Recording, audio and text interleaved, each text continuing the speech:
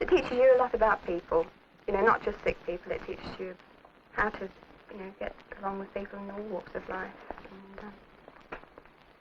And it just helps you a lot. You've got to spend a lot of your time studying, and at the end of these 3 years, you know, you've got it all in your head, and you can get on with the real job. Yes, please. Oh, all right.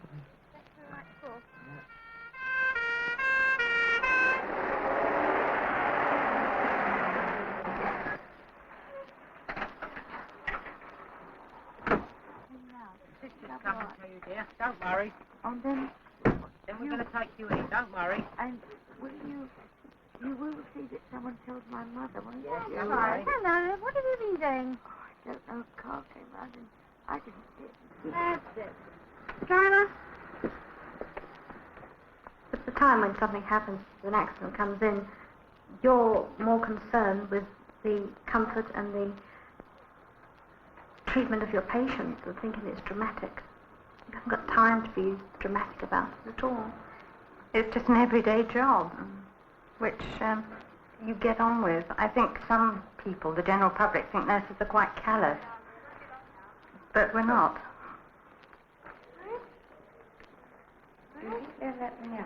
Let the doctor have a look at you, and then we'll be able to see what happens. The thing with casualty work is, of course, that when somebody has an accident, it's a shock. It's a shock to the patient, because they weren't expecting to have an accident. It's a shock to the relatives. When the relatives come up here, you have to break news, be it of a death or a bad accident. This is an awful thing to have to do. You have to remain detached from it as much as you can. Although you feel great sympathy with the relatives, you can't show your emotions to them. They're relying on you to be strong for them, really, so they can sort of break down, but you can't afford to. Therefore, you have to be detached to a certain degree.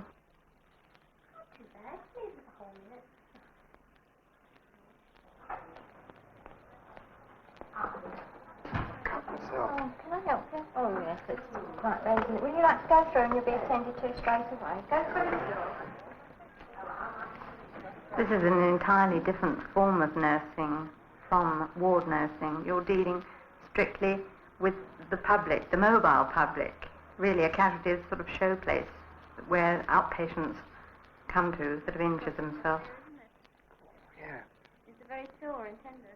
Oh, yeah, it aches a lot. Oh, my finger. Well, we'll clean yourself, all right? Okay. Generally, the girls do a 6-month course, and quite a few of them stay on after this 6 months' time because they like the work so much. Also, I think the nurses have to adjust to seeing patients in their sort of raw state when they come in after having an accident. And they're probably filthy dirty, and they're very distressed. And sometimes when they're distressed, they can be quite objectionable to you. They've got to adjust sort of mentally to this. Yeah, medication, dear. Oh, dear, thank you. Does ache. But an older, perhaps a more mature sister who has had outside life, outside experience, had children of her own, you find you're far more tolerant because you've been used to dealing with your own children in probably similar circumstances.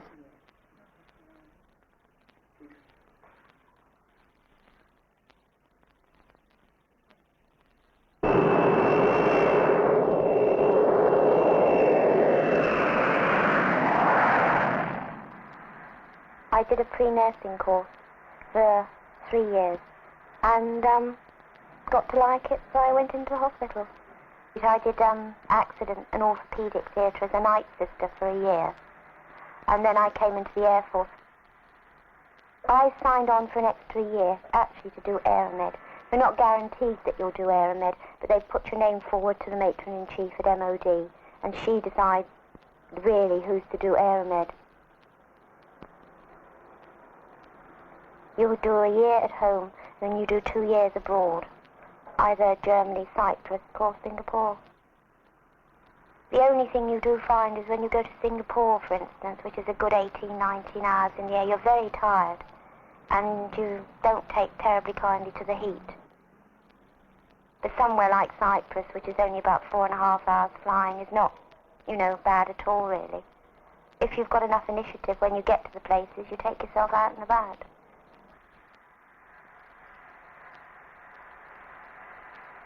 You do a basic course on just flying, the procedures of flying, what you do in emergencies and things like this, how you load aircraft with your patients, and what sort of complaints you put where on the aircraft. Like somebody with a bad back, you put on a bottom stretcher, and somebody that's very ill, you obviously load into the middle of the aircraft, so you can nurse all round. It's hard work. Nothing very glamorous about it. You have the satisfaction of knowing that you're obviously doing something for somebody, and they're, going to benefit by it.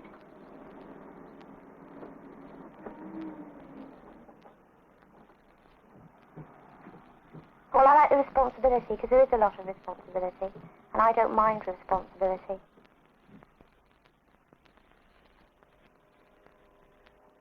I left school as a secretary in public relations for 2 years. And I was 19. I decided I didn't know as much about life as I should do.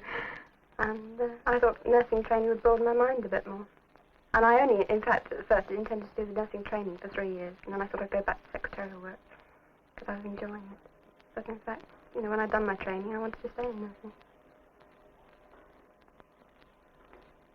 When people are at their lowest ebb, they're totally dependent upon somebody who has the skill to be able to help them back to health. And when you've got your training, you can do it. And ignoring the failures that we get, sometimes they do die. But more often than not, you can get them going again, and it's a marvellous feeling when you get them up and walking. It's a long job, especially with neuro, it's a long job, and sometimes it takes weeks and weeks. But it's lovely to see them up and walking again.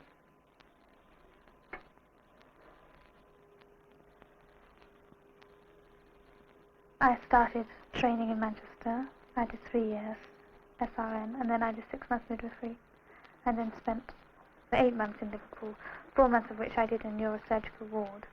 And then when my husband moved down here, I wanted to carry on doing neurosurgery, so I came here.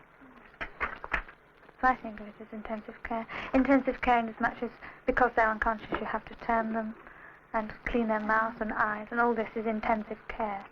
In as much as the observations you have to do. We're looking for any change in the level of consciousness mainly.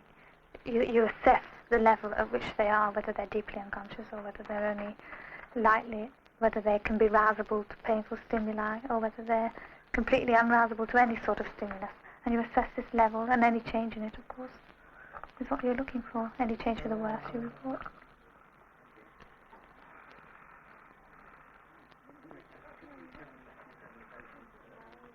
Squeeze my fingers, Lawrence. Come on, right you there. That's a good boy. Now, can you move your left leg for me? And your right one. That's a good chance. Let me look at your eyes. Can you turn your head over? That's right. That's fine. You're going to smile for us. Put your teeth together. That's fine. And what are you going to do? You're not dated today? I don't think everybody would like it. I think sometimes it is depressing because the results aren't always very good, obviously. And I feel that if you're only in it for a short length of time, you get a worse view of it than you're in for a long length of time, because the recovery rate is so slow that if you're only here for 2 months, you might see nobody recover, and you get a completely different view than if you're here for a year, in fact, and then you start to see them come back getting better. I think this is why I think a lot of people are put off it during the training. But once they see that there are good results from neurosurgery, I think a lot more people would enjoy it.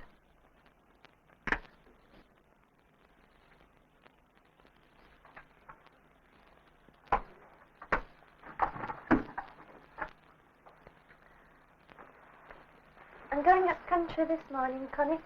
If anybody wants me, I should be home about 1. Well, I think when you think of a district nurse, you always think of something like Dr. Finley's casebook, that sort of district nurse, old and on a bicycle. A lot of people don't think of us as young and toddling around in little cars. The thing that attracted me was that I know I've got a set number of people that I must see, and I know I've got another list of people that I must see sometime during the next few days. And apart from set times of going to surgery, I can work it in myself. So my day is as long or as short as I make it. I think it's something that until you're really into it, you can't imagine really what it's like. Certainly it was very different from what I expected it to be once I got into it. No, I go into surgery most mornings and a couple of nights a week.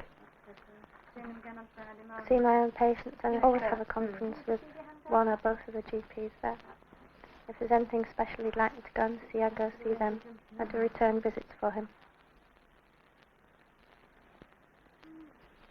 Oh, can you just bend your fingers for me? That's all right, it's not pulling too much. It's jolly strong good. one, isn't it? They are strong. I shall tell him I'm going to fire him, I think. Yeah. I should think he'll just put a plaster on for you then. Get you back on.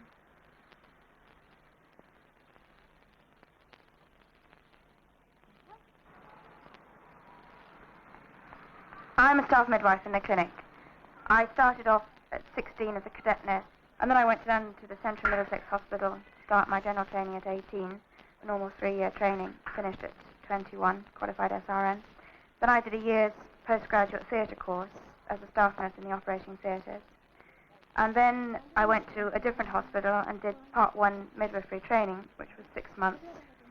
I then did Part 2 midwifery in Bristol, which is 3 months in hospital and 3 months in the district, which is very interesting. Quite a change from hospital life altogether. How old are you when you had 18? Right.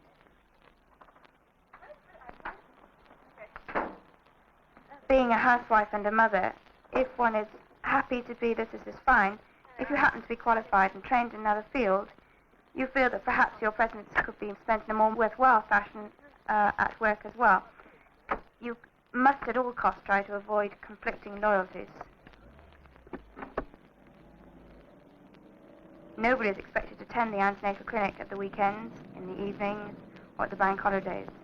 Now this makes for a sort of happy working atmosphere, in so much as that I'm not asking a personal favour by having weekends and bank holidays off, which is when my child is off from school, because we all have it off. The clinic starts at 9. Well, it's very simple for me to be in the hospital by 9 o'clock. If I start from home at 8:30, I have ample time to drive to the station for my husband to catch the 8:37 to London. Adam then goes to school, which is very convenient actually, it's quite near to the hospital. And then I'm at the hospital by about 10 to 9. 70.4. Well, that's very good, the sweetness of ten. You've obviously on your diet. Could you hold back on the couch, please? That's fine. Swing your legs over. Joint that. Okay. Mm-hmm. Have you been this week? Very well. Good. Then have you been to see your GP? No, I haven't. Right. Yes, 32 weeks. That feels about right, doesn't it? Have you been splashing about okay? Yes. Jolly good. It's still up the wrong way. Doesn't matter too much at this stage, 32 weeks. Perhaps if it's the wrong way around next week, we shall turn it round. Okay, nothing to worry about. Yes, taking away nicely. Very good, that's fine. Now, the point of these exercises is that so that when you do go into labour, all your muscles will be nice and supple, already in preparation for the big day. A health visit is nothing dramatic. It's not really treatment-type nursing. A district nurse mainly does things, treats patients, but her health visitor, it's mainly preventative. You've got to be sympathetic and a good listener, and able to adapt yourself into almost any situation. Good. And down. Good. That's fine. Now, these exercises should be practiced at least 10 minutes in the morning on your own, then 10 minutes with your husband at night. Let him join in. Right, girls, now just relax. That's fine. The mums come when they're about 5.5, 6 months pregnant, and it's usually a good giggle. The mums enjoy getting together and comparing notes, And we have lots of exercises to get the muscles in trim for the big day. Put your hands forward on your sheet. Okay, good. And just raise your back, just like a cat. And then back down to normal again. Right? Up. And slowly down. Good. Carry on in your own time. Good. If I'm worried about someone, I tell the general practitioners. And vice versa. If they're worried about someone, then they'll contact me. I go in each day to the surgery. We find this works very well. Good. Oh, that's fine. I can see you've all been practicing. Good. And relax. This afternoon we're bathing the baby. It's the day that they all like, seeing the baby being bathed. Because I think it's something which the mums are a little afraid to cope with. You know, a lovely new young baby, and they're a little frightened at first as to how to cope with it.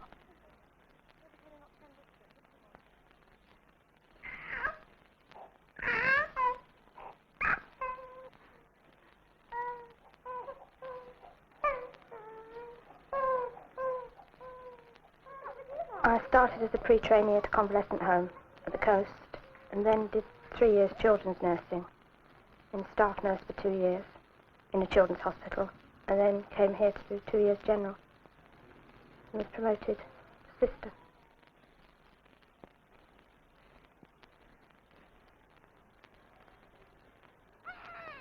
I've always wanted to be a nurse, actually, since I was about 4, I suppose. And then when I left school, I decided it was what I wanted to do. And I wanted to do basically children's nursing, sick children's nursing. So I went to a hospital in Brighton, which did a 3-year course, and did the course there. His wound's not healing as well as we hoped, so we have to keep him in a bit longer. Probably children's wards, either in the general hospital or in the children's hospital, are free and easy. Because to get the children to cooperate with you, you've got to have a free and easy atmosphere. If you made them all sit up like little soldiers in bed, they wouldn't do as you wanted. It's all gone. There's a little bit left. A little bit more. Lick your lips. There's a good boy. You've got to be able to understand children. To know what they want. They can't always tell you what they want. Mind reader, really. Oh, it is. It's more exacting, simply because children are always active. So therefore, as well as looking after their medical, surgical and nursing needs, you've got to look after the children themselves when they're up and about and tearing around and playing havoc. When I first started training, I found it very, very difficult. And this was one of the things which I thought, oh, now can I really put up with this? Can I go through with nursing if I'm going to get this involved with each child? But I think after a while you do tend to get things a bit more in perspective and treat each child individually. Before he's up and about, charging round. He seems fine. The medical social worker wants to see his parents too, please, when they come. Obviously separation from parents, and particularly their mothers, at an early age, sort of from 18 months upwards, is quite traumatic to a young child. Whereas when they get older, they can have things explained to them, and they can understand much better.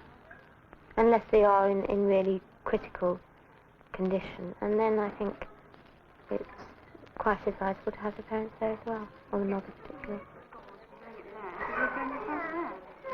What will I say there?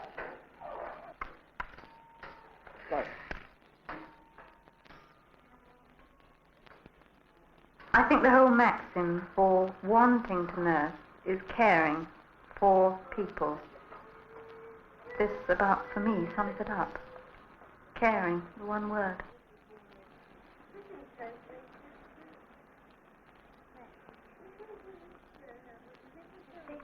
I mean, it is hard work. You can't get away from the fact that it's hard work. It's hard physical work and it's hard mental work. But it's very enjoyable.